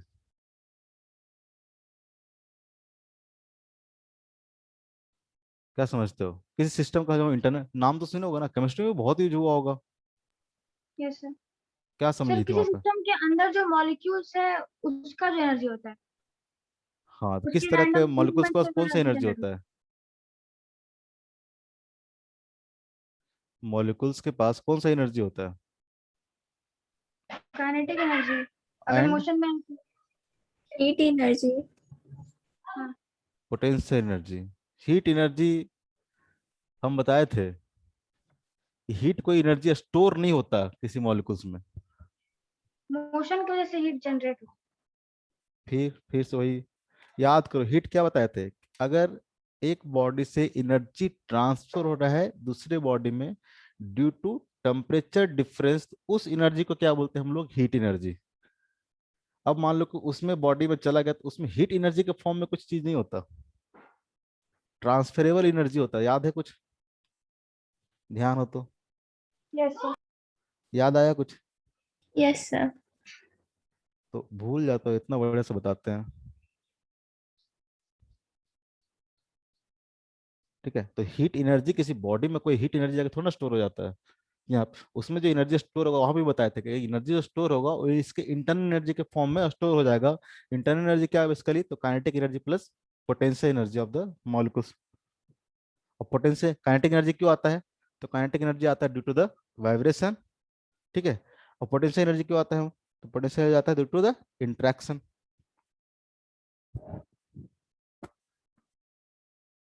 It's interaction. जब भी हम लोग इंटरनल एनर्जी की बात करते हैं किसी भी सिस्टम की, तो इंटरनल एनर्जी मतलब उसके मॉलिक्यूल्स के पास कुछ ना कुछ काइनेटिक एनर्जी होता है और क्या होता है, पोटेंशियल एनर्जी होता है। उनके सम को ही क्या बोलते हैं हम लोग, टोटल इंटरनल एनर्जी। तो ध्यान रखना हमेशा आगे से, इंटरनल एनर्जी क्या होगा, तो होगा sum of kinetic energy of the molecules plus potential energy of the molecules. ठीक है, जब भी हम लोग इंटरनल एनर्जी बोलते हैं इसका मतलब आप इसी बातों से समझोगे कि इसके मॉलिक्यूल्स के पास कितना काइनेटिक एनर्जी है टोटल और कितना पोटेंशियल एनर्जी है। और काइनेटिक एनर्जी क्यों आता है, तो due to the vibration of molecules, potential energy due to the interaction of the molecules. ठीक है, आपस में मॉलिक्यूल्स इंटरेक्ट करते हैं, ठीक है, उसके कारण क्या होता है, पोटेंशियल एनर्जी क्या होता है, जनरेट होता है। बात समझ में आया? अगर हम लोग आइडियल गैस की बात करें, आइडियल गैस की बात करें तो आइडियल गैस के बारे में एक चीज आप जानते हो, वैसे तो मैं तो नहीं पढ़ाया हूँ, ठीक है, काइनेटिक थ्योरी वैसे तो पढ़ाया ही नहीं मैंने, ठीक है, लास्ट में पढ़ाएंगे, छोटा सा टॉपिक है ज़्यादा, लेकिन आप केमिस्ट्री पढ़ रखे थे इसलिए मेरे को ज़्यादा दिक्कत नहीं हुआ लॉ ऑफ थर्मोडायनामिक्स शुरू करने में। कि आइडियल गैस के बारे में आप जानते होंगे कि आइडियल गैस कैसे गैस को बोलते हैं, तो उसके मॉलिक्यूल्स के बीच में कोई इंटरेक्शन होता है क्या? केमिस्ट्री में सुने होगे ना, मैं नहीं बताया हूँ, तो नहीं बताओगे तो कोई दिक्कत नहीं है, लेकिन आप आइडियल गैस के बारे में सुने हो कि there is no intermolecular force. Ideal gas क्या होता है, एक आइडियल गैस का जो मॉलिक्यूल्स होता है आपस में किसी भी तरह के इंटरेक्शन नहीं करते हैं, फ्री होते हैं। मिली? Yes sir. नीवा? बहुत कॉमन चीज है, सब बट सुने होगे। यस सर, इंटरमोलिकुलर फोर्स नहीं होता। आइडियल गैस में कोई भी, जब वहाँ पे डेरिवेशन कर रहे होगे पीवी इक्वल टू एनआरटी भी जब किए होगे, तो केमिस्ट्री में किए थे? Yes sir. किए थे। और वहाँ पे आपने आइडियल गैस के प्रॉपर्टी भी पढ़े होगे बहुत सारे, ऐसे हम भी पढ़ाएंगे, हम भी पढ़ाए नहीं है, लेकिन मैं मान के चल रहा हूँ कि आप लोग को ये सब चीज़ आता है, मैं पूछ लिया था, सब पढ़ा दिया आप लोग को। तो आइडियल गैस की प्रॉपर्टी के बारे में पढ़े होगे कि आइडियल गैस का जो मॉलिक्यूल्स होता है आपस में इंटरेक्शन नहीं करता है, कि करता है?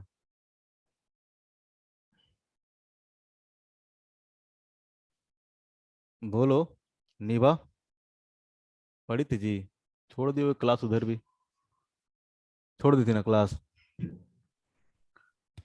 सर उस टाइम हम आए ही नहीं थे। अच्छा अच्छा, श्रुति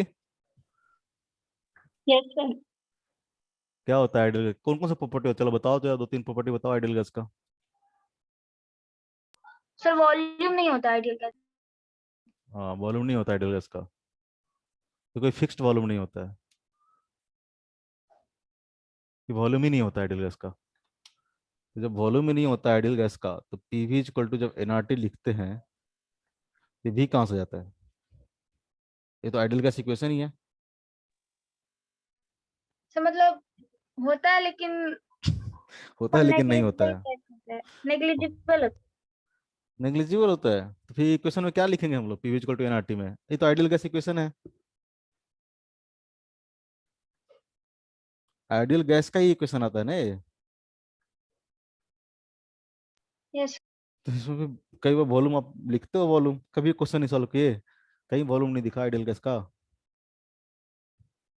और ऊपर से जो इतना हम लोग आइडियल गैस के बारे में तो करते आ रहे थे, ऊपर इतना सारा कुछ आइडियल गैस का ही तो दिखा रहे थे सब, तो कैसे नहीं वॉल्यूम हुआ? वी नॉट से टू वी नॉट हो गया, थ्री वी नॉट हो गया। जाके सब पढ़ना है सब चीजों को। गुस्सा नहीं आता जब चीजें भूल जाते, तो कैसे भूल गए, जाओ वापस पढ़ो उसको दोबारा से। हम लोग को तो गुस्सा आता था, अरे ऐसे कैसे भूल गए। कोई भी चीज आप भूलना अफोर्ड नहीं कर सकते हो, तो जिस चीज जो दिन जो चीज भुलाया जाए उसी दिन उसका नोट्स निकालो और पूरा पढ़ जाओ। और को बताओ। आइडियल गैस का बेसिकली फिक्स्ड कोई वॉल्यूम नहीं होता, आप जिस कंटेनर में रखोगे उस कंटेनर का वॉल्यूम क्या करेगा, वो ले लेगा। अगर आपने 1 मीटर क्यूब में रखा तो 1 मीटर क्यूब का हो जाएगा वॉल्यूम, अगर 2 मीटर क्यूब में रखा तो 2 मीटर क्यूब का हो जाएगा। ऐसा नहीं कि वॉल्यूम ही नहीं होता, अपना कोई फिक्स्ड वॉल्यूम नहीं होता। और कोई प्रॉपर्टी बताओ, समझते हो दोनों में डिफरेंस? Yes sir. और कोई बताओ आइडियल गैस की प्रॉपर्टी। सर एक आइडियल गैस न्यूटन के सारे लॉस फॉलो करता है। और और गैस मॉलिक्यूल्स के बीच में ना ही अट्रैक्शन होता है ना ही रिपल्शन होता है। हाँ, इसी प्रॉपर्टी को हम लोग यूज करेंगे यहाँ पे, ठीक है। ये बात पता है सबको, बाकी प्रॉपर्टी से कोई ज्यादा मतलब नहीं है। आइडियल गैस का एक प्रॉपर्टी होता है, ठीक है, कि नो इंटरमोलिकुलर फोर्सेस, याद रखना। बाकी भी सब कुछ हम पढ़ाएंगे, टेंशन मत लो। No intermolecular forces ideal gas के बीच में, आइडियल गैस का जो मॉलिक्यूल्स होता है उनके बीच में क्या होता है, किसी भी तरह का इंटरमोलिकुलर इंटरेक्शन नहीं होता है, किसी तरह का ना अट्रैक्शन होगा ना रिपल्सन, जो कभी मिली बता रही थी, मतलब फ्री टू मूव होगा।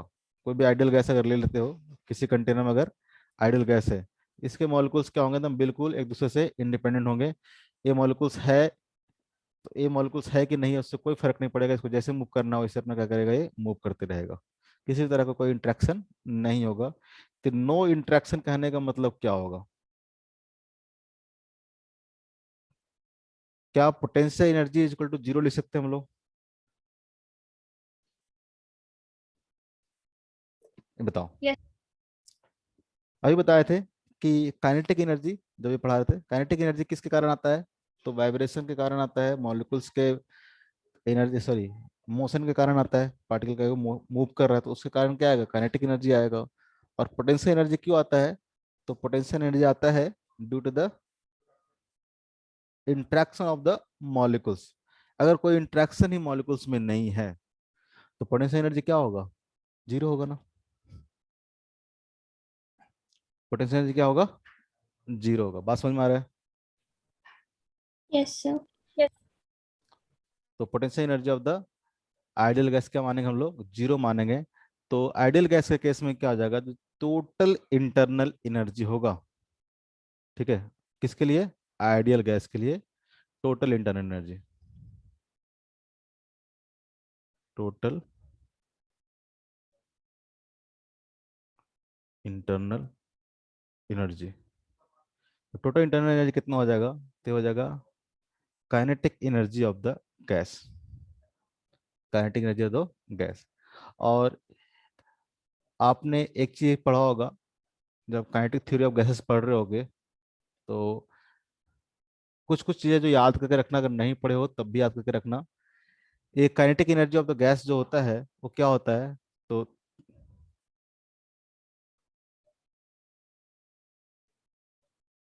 ये होता है F/2 into N into R into T. ऐसे हम सब कुछ हम लोग ड्राइव करेंगे, ठीक है, पीवी इक्वल टू एनआरटी भी ड्राइव करेंगे, लेकिन ये सब इतना स्टैंडर्ड है कि आप ये सब क्या करोगे, अभी याद रखोगे। और काइनेटिक एनर्जी जो होगा, ठीक है,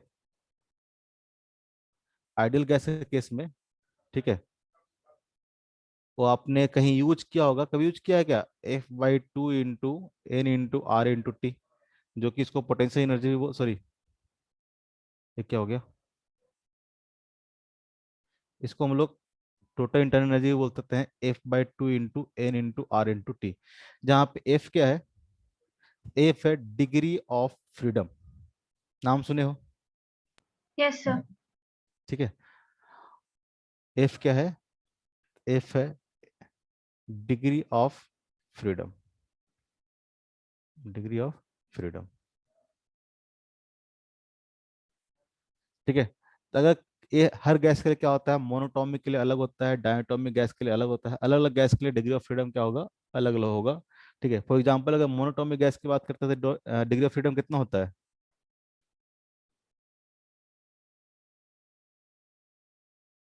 3 होता है। डिग्री ऑफ फ्रीडम क्या होता है, 3 होता है, किसके लिए, मोनोटॉमिक गैस के लिए। डायटोमिक के लिए देख के आना कितना होता है, सब भूल जाते हो तुम लोग, 6 होता है सर। 6 होगा। डिग्री ऑफ फ्रीडम का मतलब क्या होता है, ये भी आप देख के आना, पढ़ के आना क्या होता है। ये सब हम लोग काइनेटिक थ्योरी ऑफ गैसेस में कवर अप करेंगे, लेकिन मैं मान के चल रहा हूँ ये सब चीज़ आपको थोड़ा बहुत आता ही होगा। नहीं आता हो तो अभी के लिए क्या करोगे, रट के रखोगे, और होमवर्क में रहेगा कि आप डिग्री ऑफ फ्रीडम पढ़ के आओगे, केमिस्ट्री में पढ़ाया गया होगा, पढ़ाया गया कि नहीं पढ़ाया गया है। सर सब पढ़ाया गया, क्वेश्चन भी सॉल्व किए लेकिन सब भूल गया। तो रिवीजन करना बहुत जरूरी है, ठीक है। तो डिग्री ऑफ फ्रीडम क्या होगा, अगर डिग्री ऑफ फ्रीडम क्या है, 3 है, 2 है, 5 है, जो भी होगा, डिपेंड करेगा। डिग्री ऑफ फ्रीडम मतलब कितने डायरेक्शन में मॉलिक्यूल्स क्या कर सकता है, मूव कर सकता है, ठीक है। उसमें ज़्यादा डिग्री ऑफ मतलब एक्स में, वाई में, जेड में वाइब्रेट भी कर सकता है या फिर रोटेट कर सकता है, इस तरह से आपको हर गैस के लिए आपको बताया गया होगा, ठीक है। कैसे कैसे हम लोग डिग्री ऑफ फ्रीडम कैलकुलेट करेंगे और कितना कितना होगा, रटाया भी गया होगा, मैं नहीं बता रहा हूँ, ये रहेगा आपका, जाके वहाँ पे देखना, जब मैं मेरा काम आएगा तब मैं बताऊंगा काइनेटिक थ्योरी ऑफ गैसेज में।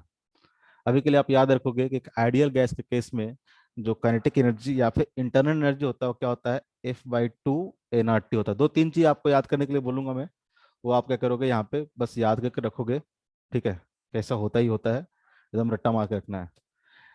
इसका मतलब क्या हो गया, तो आइडियल गैस के केस में अगर देखते हैं हम लोग, ठीक है, आइडियल गैस के केस में तो जो इंटरनल एनर्जी होगा वो क्या करेगा, किस पर डिपेंड करेगा, तो ओनली डिपेंड्स ऑन टेम्परेचर। तो हम लोग बोल सकते हैं कि इंटरनल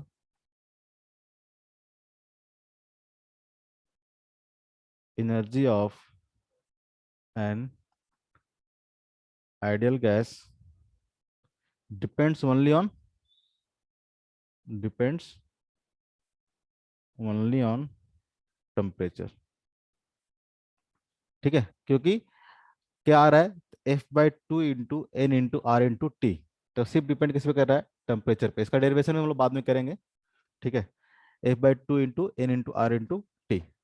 तो internal energy of the ideal gas depends only on temperature, ठीक है। अगर मान लो कि T1 टेम्परेचर पे पूछे कि कितना होगा इसका, तो F/2 N are T1, T2 पूछे तो क्या होगा, F/2 N R T2। Degree of freedom change नहीं करता टेम्परेचर के साथ, डिग्री ऑफ फ्रीडम मोनोटोमी का जितना है उतना ही रहेगा, टेम्परेचर कुछ भी हो, ठीक है। तो अगर हम लोग बात करते हैं कि चेंज इन इंटरनल एनर्जी की अगर बात करेंगे हम लोग, डेल्टा यू की बात करेंगे। मान लेते हैं एक स्टेट है जहाँ पर टेम्परेचर कितना है, T1 है, और दूसरा जो स्टेट है जहाँ पर टेम्परेचर कितना है, T2 है, ठीक है। तो अगर हम लोग ए से बी की बात करें कि मॉलिक्यूल्स, मान लो गैस ए से बी स्टेट में गया, स्टेट ए से स्टेट बी में गया, अगर चेंज इन इंटरनल एनर्जी की बात करेंगे तो कितना हो जाएगा ये, तो F/2 into N into R into क्या हो जाएगा, T2 minus T1, final minus initial. तो फाइनल कितना हो जाएगा, तो ये फॉर्मूला लगा देंगे, F/2 N R T2, initial कितना हो जाएगा, F/2 एन आर T1। तो डेल्टा यू की अगर बात करते हैं चेंज इन इंटरनल एनर्जी की, तो ये सिर्फ और सिर्फ डिपेंड करेगा टेम्परेचर पे, ना तो प्रेशर पे ना तो वॉल्यूम पे। अगर मान लो कि प्रेशर वॉल्यूम चेंज हो रहा है और टेम्परेचर चेंज नहीं हो रहा है, जैसे ऊपर मान लो कि बहुत सारे एग्जाम्पल हम लोग लिए थे, मान लो कि इस तरह का कोई प्रोसेस हुआ, ए से बी गया, प्रेशर चेंज हुआ, वॉल्यूम चेंज हुआ, नहीं हुआ। अगर मान लो कि टेम्परेचर अगर पॉइंट बी पे और टेम्परेचर पॉइंट सी पे अगर सेम है, तो हम लोग बोलेंगे कोई भी इंटरनल एनर्जी का चेंज नहीं हुआ है, किसी भी तरह का इंटरनल एनर्जी चेंज नहीं हुआ। टेम्परेचर चेंज होगा तभी क्या होगा, इंटरनल एनर्जी चेंज होगा। ये बात समझ में आ रहा है,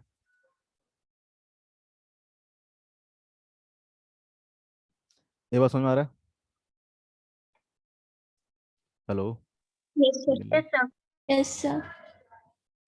ठीक है। ये होता है इंटरनल एनर्जी। अब हम लोग आते हैं फर्स्ट लॉ ऑफ थर्मोडायनेमिक्स, बस ये लॉ लिखते हैं, थोड़ा सा समझेंगे, बस क्लास को एंड करेंगे।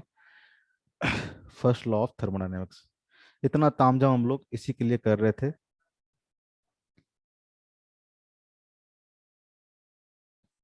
First law of thermodynamics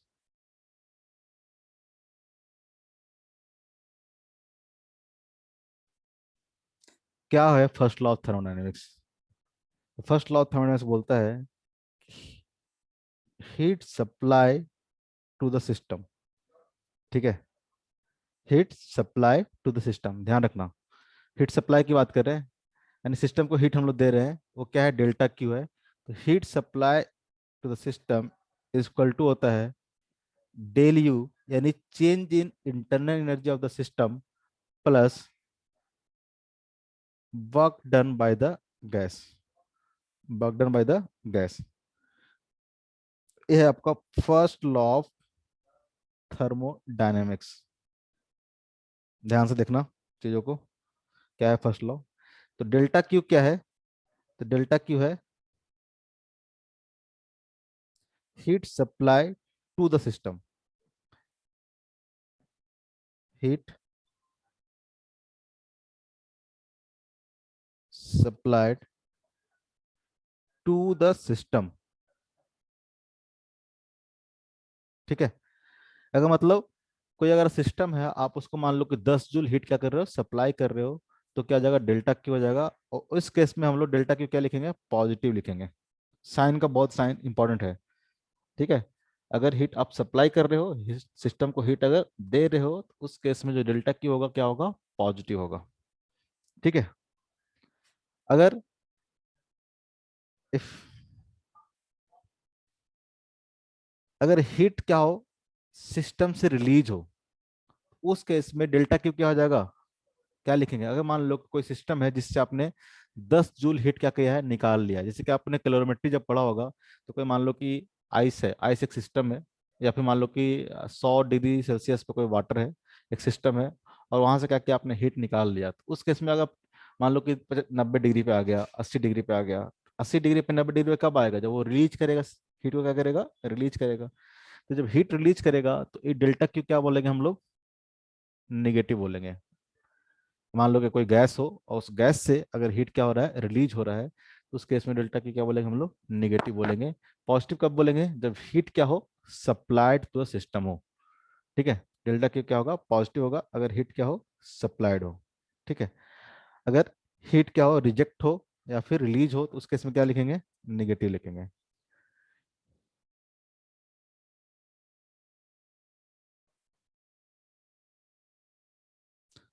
by the system,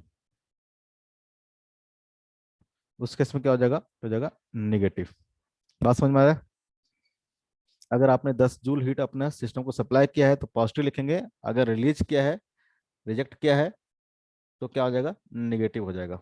sign ध्यान रखोगे। तो डेल्टा क्यू क्या हो गया, तो heat supplied by the, sorry, heat supplied to the system. ठीक है, to the system. Delta U क्या है, तो डेल्टा यू है आपका change in internal energy of the system.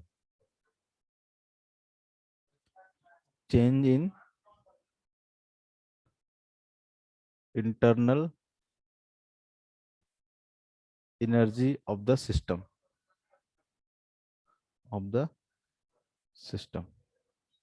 ठीक है, चेंज इंटरनल सिस्टम मतलब क्या होगा, अगर टेम्परेचर अगर इंक्रीज करता है, टेम्परेचर अगर इंक्रीज करता है, इसका मतलब क्या होगा, डेल्टा यू पॉजिटिव अगर नेगेटिव होगा।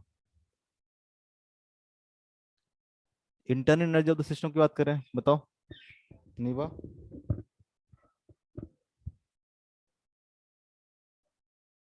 पॉजिटिव। ऑब्वियस है, सही बात है, इतना घबराती क्या है। टेम्परेचर अगर इंक्रीज कर रहा है मतलब क्या, डेल्टा यू क्या बताए थे, F/2 nRT। टेम्परेचर अगर इंक्रीज कराओगे तो क्या होगा, टेम्परेचर अगर इंक्रीज कराओगे तो इसका इंटरनल एनर्जी क्या करेगा, इंक्रीज करेगा। तो इंटरनल एनर्जी सिस्टम की बात कर रहे हैं, तो चेंज इंटरनल एनर्जी सिस्टम कितना हो जाएगा, तो फाइनल माइनस इनिशियल। अगर टेम्परेचर फाइनल क्या है, ज़्यादा है, तो टेम्परेचर इंक्रीज मतलब क्या होगा, फाइनल टेम्परेचर क्या होगा, ज़्यादा होगा, डेल्टा यू क्या होगा, पॉजिटिव होगा। साइन बिल्कुल ध्यान रखोगे।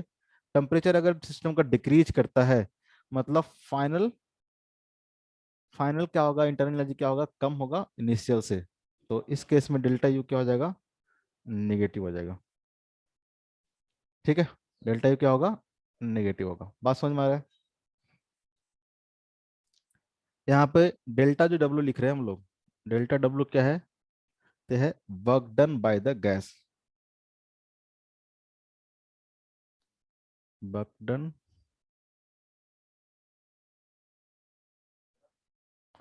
या फिर वर्क डन,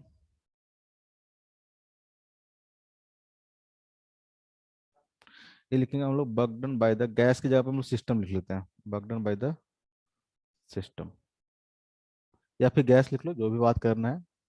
यहाँ पे सिस्टम में क्या होगा, हमारा गैस ही होगा। तो work done by the system. Again, अगर सिस्टम वर्क करेगा तो वर्क को क्या लिखेंगे हम लोग, पॉजिटिव लिखेंगे। ठीक है,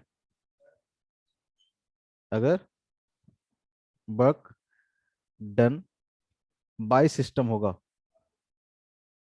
बाय सिस्टम होगा, या फिर गैस बोल लो, गैस होगा, तो उसको क्या कंसिडर करेंगे हम लोग, पॉजिटिव। अगर वर्क डन ऑन सिस्टम हो जाए, ध्यान रखना, बाय सिस्टम और ऑन सिस्टम, ऑन सिस्टम, या फिर जब गैस की बात करें तो वो क्या हो जाएगा, निगेटिव हो जाएगा। जैसे कोई आप सिस्टम रखे हो, आपने क्या किया, उस पर वर्क किया, तो वो वर्क क्या कंसिडर करेंगे हम लोग, निगेटिव कंसिडर करेंगे। ठीक है, कि आप मान लो कि कोई ऐसे पिस्टन वाला एग्जांपल था, अब मान लो कि पिस्टन को दबा दो नीचे की ओर, क्या करो आप, दबा दो। तो आप जो वर्क कर रहे हो, ये क्या कर रहे हो, सिस्टम पर वर्क कर रहे हो, आपका वर्क क्या होगा, पॉजिटिव होगा। आपने फोर्स इधर की ओर लगाया और ये पिस्टन क्या किया, नीचे दब गया। तो आपका वर्क मान लो कि 10 जूल वर्क किया आपने, पॉजिटिव वर्क होगा आपका। एक क्या हुआ, वर्क डन बाय मी हो गया, कहाँ वर्क किए हैं तो सिस्टम में वर्क किए हैं, तो वर्क डन ऑन सिस्टम करेंगे तो क्या हो जाएगा, तो अगर first law of thermodynamics apply करेंगे कि delta Q equal to del U plus del W, इसमें जो डेल डब्ल्यू आएगा क्या आएगा, निगेटिव आएगा, क्योंकि क्या हुआ है, सिस्टम पे वर्क किए हम लोग, सिस्टम पे वर्क किया है। अगर मान लो कि हम इस पिस्टन को पकड़ के खींचते ऊपर की ओर, इस सिस्टम को पकड़ के ऊपर की ओर खींचते, ठीक है, तो उस केस में क्या होता,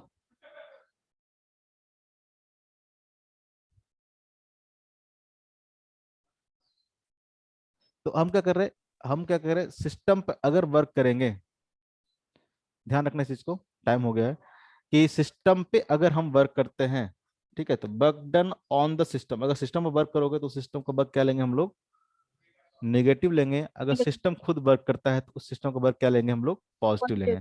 जैसे कि अभी बता रहा था, ये अगर मान लो कि एक्सपैंड करता है, ठीक है, एक्सपैंड करेगा, तो इस केस में क्या होगा, गैस क्या करेगा, ऊपर की ओर फोर्स लगाएगा, ठीक है, ऊपर की ओर फोर्स लगाएगा वर्क डन, तो डिस्प्लेसमेंट क्या होगा, इसका ऊपर की ओर होगा, तो इस केस में work done by the system क्या होगा, पॉजिटिव होगा,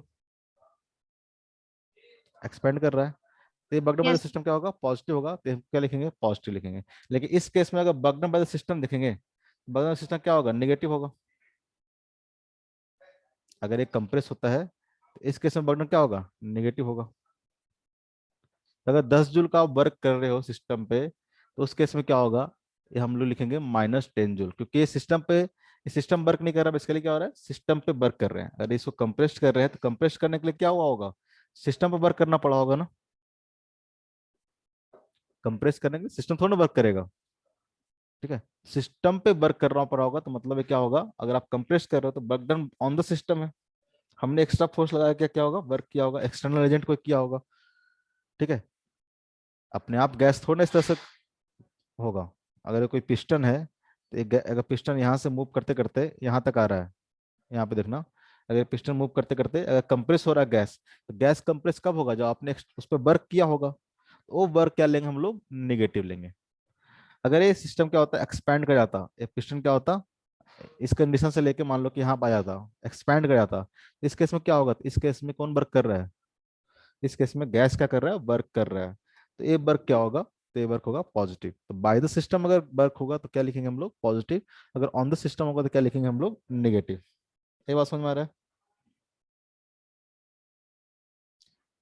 इस पे बेस्ड जो क्वेश्चन होगा हम लोग नेक्स्ट क्लास में देखेंगे, यानी नेक्स्ट वीक में देखेंगे। और आज शाम का क्लास नहीं होगा, इसलिए नहीं होगा कि 4 क्लास हो जाएगा मेरा, बहुत हेक्टिक हो जाता है 4 क्लास, अभी से लेकर 8 बजे तक नहीं बैठ सकता मैं सिस्टम पे। तो ये आपका फर्स्ट लॉ ऑफ थर्मोडायनेमिक्स होगा। जब आप होमवर्क नहीं देते हैं तो जो पुराना चीज है उनको कवर अप करने की कोशिश किया करो, ठीक है, first law of thermodynamics, short form में इसको ले देते हैं हम लोग, फर्स्ट लॉ ऑफ थर्मोडायनेमिक्स, ठीक है। इसमें ध्यान रखना कब पॉजिटिव लेना है और कब निगेटिव लेना है। तो हम लोग नेक्स्ट क्लास में इस पे बेस्ड क्या करेंगे, बहुत सारे क्वेश्चंस करेंगे, ठीक है, उसके बाद फिर आप लोग को होमवर्क देना स्टार्ट करूंगा इस चैप्टर से।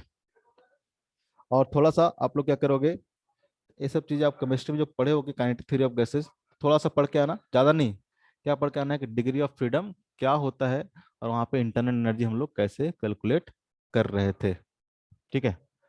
उसमें एक चीज और आएगा कि delta U equal to N C V delta T आया होगा, कभी सुने हो, यस सर। ये वाला चीज भी क्या करना, आप पढ़ के आना नेक्स्ट क्लास में, और ये भी पढ़ के आना, ठीक है, रीड करके आना केमिस्ट्री वाला से, या कहीं किताब से रीड करके आना, क्योंकि ये चीज हम पढ़ाए नहीं है, तो थोड़ा सा इसको पहले से समझ में क्या होगा तो ठीक है, हम लोग आगे बढ़ सकते हैं आसानी से। आज के लिए इतना ही, कुछ पूछना है तो बताओ।